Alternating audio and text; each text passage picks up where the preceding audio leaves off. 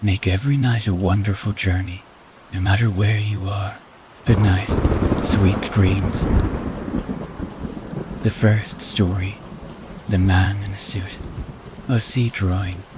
Holly sat upon the swing, her hands twisted slightly and painfully to hold onto the chains, which were rusted.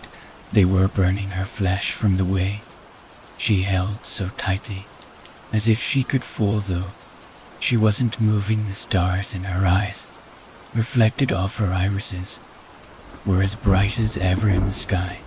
She shouldn't have been out as late as it was, especially alone in the park. However, it was in her backyard, an apartment complex. She was fine. Her mother had gotten into a fight with her before over nothing big. It was just, but how it always was. She was just beginning to think it all over, about going back inside their apartment on the second floor and apologizing to her mom, when she just barely heard footsteps behind her. Hello. She sat upright, realizing her eyes were watering as she had not blinked in what seemed like hours. Firework-like effects erupted into her eyes as she rubbed them with her fists, blinking wildly as she turned to see what shocked her back into reality with their voice. Eamon stood before her. He was gaunt and very tall. He had on a suit with a tie, way too formal to be at a children's park. She didn't know of any party-like places around. Even in the moon's pale light, she could not make out his face. He was too far away, and she began to stand up to get off the swing when he put his hand out. His skin seemed to be almost pure white, though she shrugged it off, as it was probably just the lighting. Please, don't be frightened, child. I was just on my way to a wedding. I was late and my car had broken down, and I decided to walk around to get some help. Holly didn't say anything. She simply froze where she stood, barely breathing, and she didn't notice how chilled it had become outside. The tall man continued without faltering his babyish way of speaking. I'm terribly sorry. Maybe I should have called a tow truck. Would you kindly tell me if there is a phone booth nearby? This man seemed to be nice, but her mother told her to never ever talk to people who she hadn't met before, or who her parents hadn't met before. In fact, she had never seen this man before in her life, let alone any man in a suit besides her father, and by his voice, she knew for certain he was a stranger. Maybe, she thought, if she told him where to go, anywhere at all, she could go back home, and it'd be all right. There's not a phone booth round here. Mister, perhaps you should go back to your car and wait. Surely someone ought to come by and help you out. He seemed amused by her thick southern accent. He was American. She knew for certain in the curtains of the black night. She could feel the air turning cold from his presence. He had this eerie effect. She felt something wasn't right about the stranger. The way he stood perfectly still, maybe, and how tall he was. She thought he was at least a feet taller than her dad, who was almost 6 feet. Well, that's no good. He began, still standing like a statue. I appreciate your help, little miss. Thank you kindly. Holly breathed a silent sigh of relief as her turn to go back to what she thought would be his car. Her breath was chilled in the night. However, it was just beginning summer. She herself began to walk home, but hesitated as she realized the stranger was walking the same direction. He turned back towards her, saying, "Little miss." He shifted his body to face her directly. She still couldn't see his facial features. "Aren't you a little young to be out here all alone?" This question caught her off guard. It's as if he could see her in clear sight, but she couldn't even make out a simple clue of what he looked like. After squinting and leaning forward slightly, She gave up trying to see his face. She tried to keep her expression flat, making it unable to be read easily, and in the dark nonetheless. My ma said I could be out here. I'm old now, she said confidently. Well, that's mighty nice of her to trust you, but you be careful now, you hear. Some crazy people in this world. Can't trust everyone. Holly simply bit her lips lightly. She didn't like this man. He gave her this odd feeling. He wasn't right. And if her father, had been there, they would have made him leave right away. She needed to get home soon. She didn't say anything, hoping he'd get the hint and just leave. Well, good night, little darling. You too, mister. He turned back once again and, please, would you kindly tell somebody I'm down the road? It would make a big difference in my family's life if I could make it to that wedding. Sure thing, mister. The stranger nodded, and then seemingly vanished into the night, leaving her standing alone. She hoped nervously. She gazed about, scanning for any sign of him, and began walking. However, the swings behind her began to creak and squeak. They were swinging by themselves. Holly turned her head slightly, looking in terror as she knew the night was still. There was no wind at all. Her eyes caught a glimpse of something by the stoplight. A tall, gaunt figure with a suit and tie, standing just below. He stood perfectly still. His hands were white as if he had been dipped in paint. He cocked his head slightly. However, it was not a quick gesture. It was rickety and very slow. Holly only stood there watching in horror, as she then began to see what looked like more arms slowly protruding from his back. Her eyes grew wide, and the street light began to flicker out.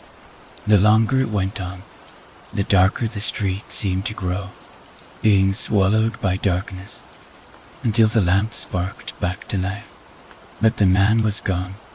She gasped, and ran as fast as she could, the now icicle-like grass crackling beneath her sneakers. Her breath a white mist as she breathed hard and didn't look back.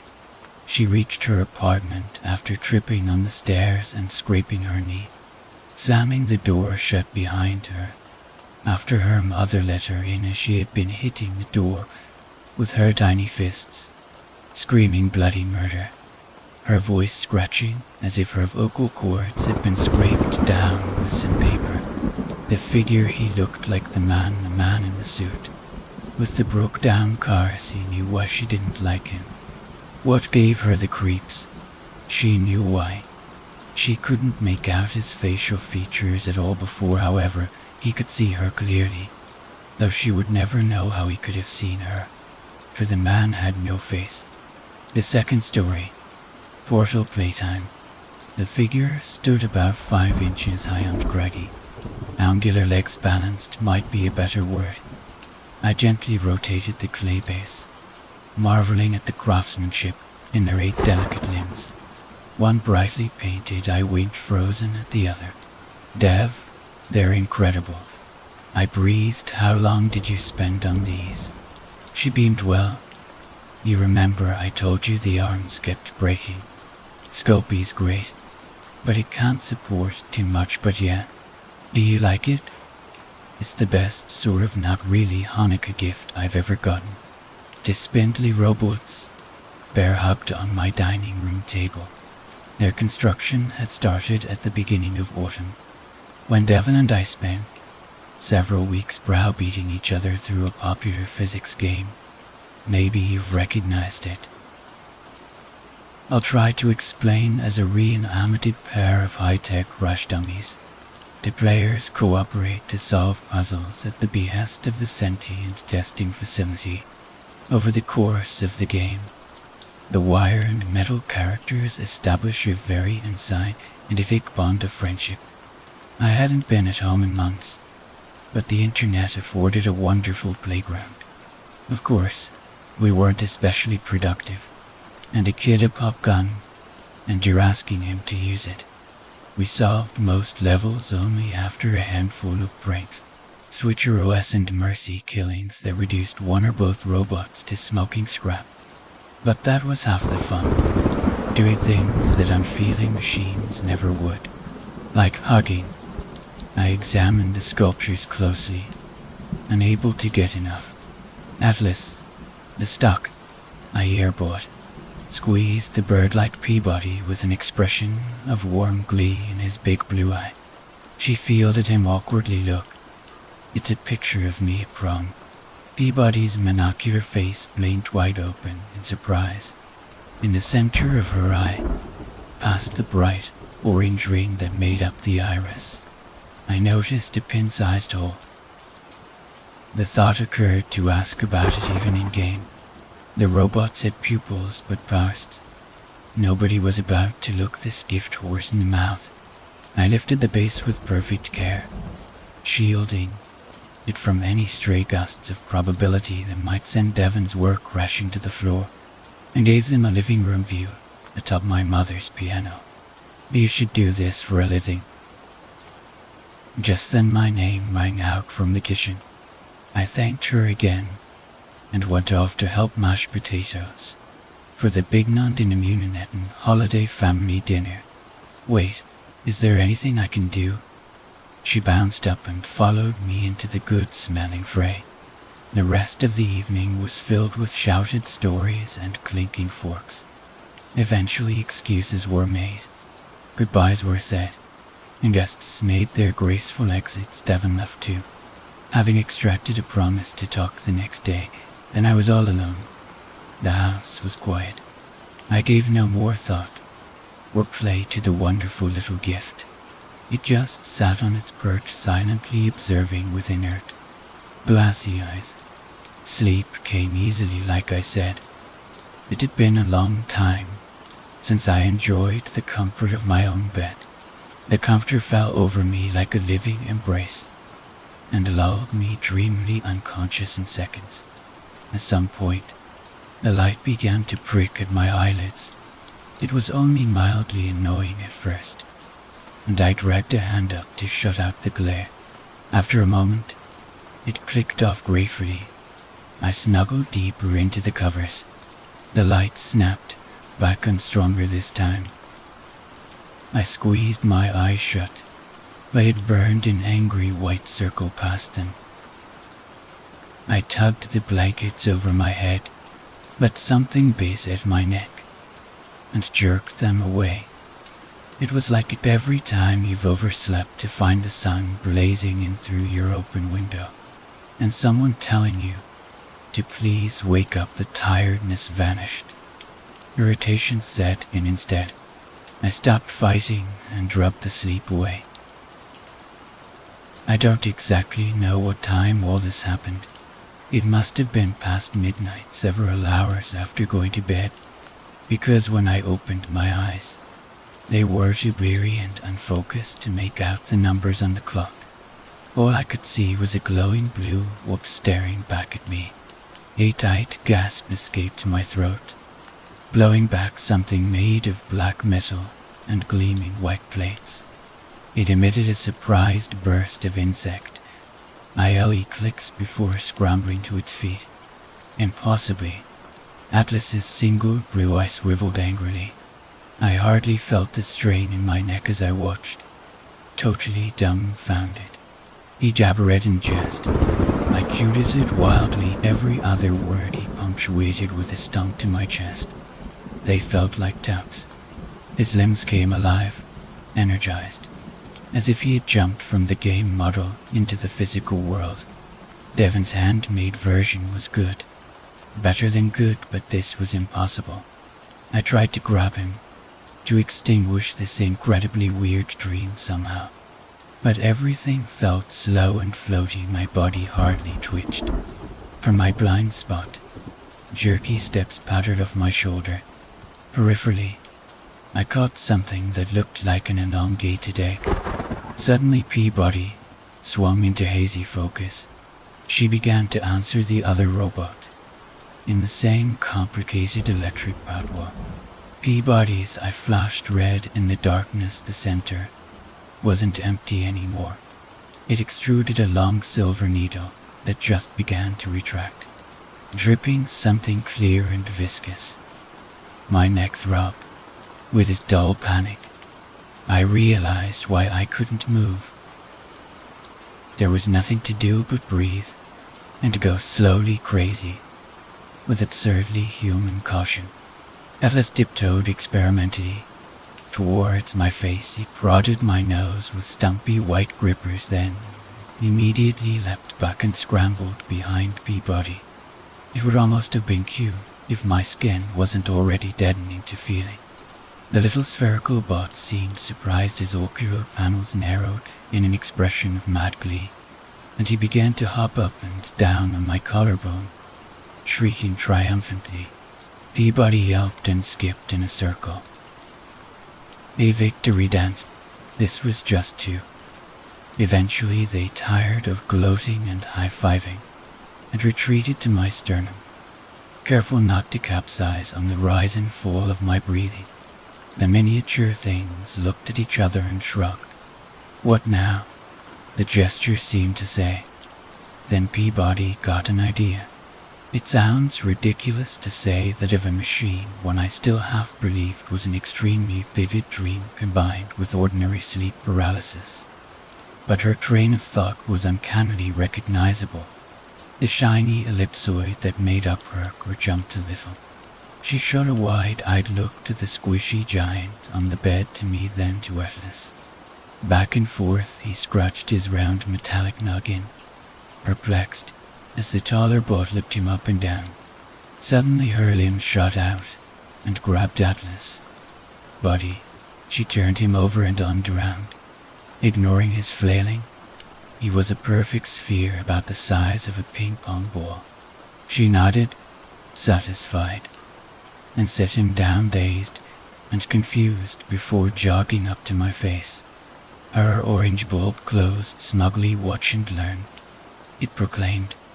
I thought I was completely numb until I felt 3 cold metal fingers jab under my right eyelid. Every nerve in my body ordered me to yell, but nothing came out. Fill my lungs and blow her away. But nothing happened. The tugging force was incredible. Dimly I could still see the robot doggedly thrust another arm into my eye socket. A horrible popping sensation filled my skull.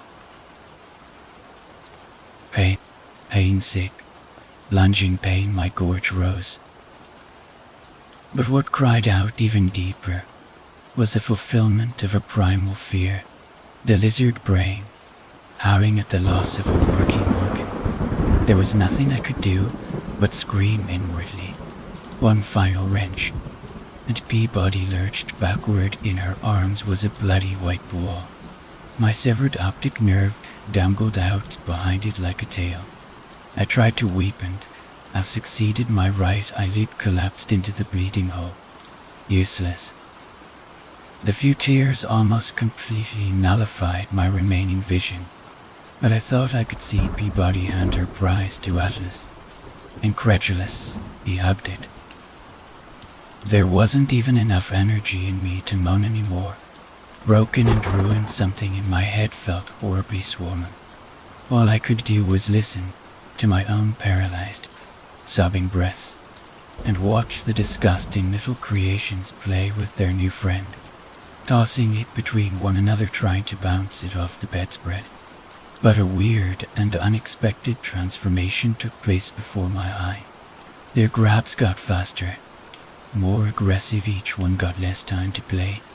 Incredibly, they began to fight over their new toy. Peabody seized it and stretched her skinny joints, holding it high above Atlas' head. He delivered a swift kick to her torso and snatched the eye out of the air. For a moment they glared at one another, the LEDs in their cores brightening, orange and blue with a computerized approximation of 8. Then they froze. Slowly, freakishly, joyfully, the robots turned back toward the bleeding, panting monster. This time, it was Atlas who had the idea. My heart stopped. No, please, no. And oh, please, no. And oh God. I woke up, realizing that this actually was all but a horrid nightmare. Sigh. Fear. The third story. The hobo. I moved out to the country not too long ago, having lived in the city for quite some time. And you'd probably expect me to be all ready to tell you some ghost story about the supposed witch's stone next to our house, or the stretch of road the locals call Starvation Way. Truth is, these are all common stories, folklore that every rural area has. No, the story I want to share with you concerns the city I left behind. The busy streets, the cars and crowds, lights and noise.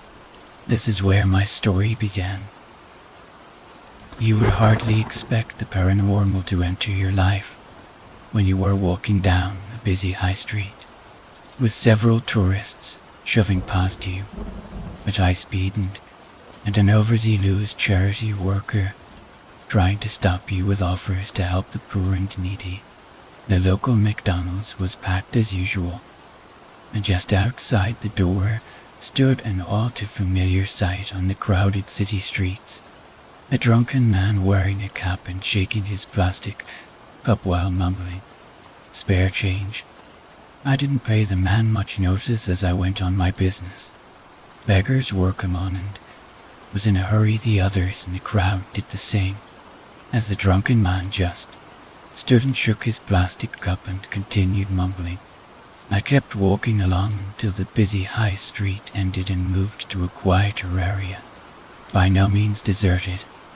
I don't think it is possible for a big city to have a place like that. At any rate, I noticed a familiar figure as I moved down the quiet street.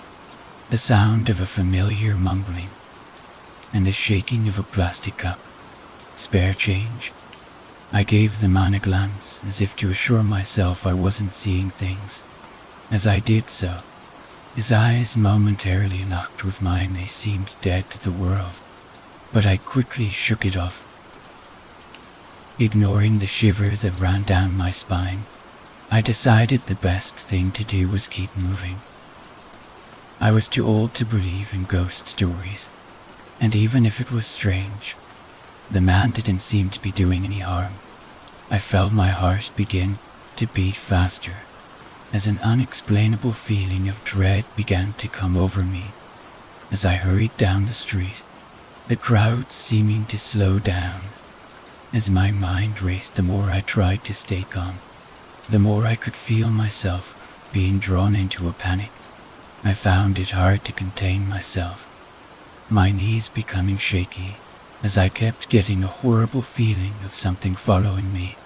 Each time I turned around, there was nothing but the crowds of passers-by. Eventually, I stopped dead in my tracks as a familiar man appeared in front of me, shaking his plastic cup in my face, his dead eyes staring into my own as he flashed a smile filled with slightly rotten teeth. The smell of cheap alcohol sufficient to enter my lungs as he muttered, "Spare change?" I couldn't take it anymore. I instinctively lashed out at the figure, not to harm him, just to shove him out the way so I could flee. Yet as soon as I was about to touch him, the figure winked slightly and vanished, leaving me in the midst of a confused crowd who had stopped and gathered around me, some asking me if I was alright or if this was some kind of joke. I felt sick to my stomach and decided to get a cab home. After resting for a few hours, I felt my fear and anxiety change to deep embarrassment over how I had seemingly freaked out like that in front of everyone. I continued to live in the city for a few months after that incident, and never had any problems. By the time I moved to the country, I had grown to accept that something strange had happened, but I wasn't going to question it any further. In the country, we don't need to worry about beggars. And the only crime the local police have dealt with in recent times was a case involving a dog fighting a local mailman. All in all, I'd say I did pretty well with my life. However, if you happen to live in a big city and see an old man in a cap with a plastic cup asking for spare change, perhaps you'd better just give him what he wants. I mean, what's the worst that could happen?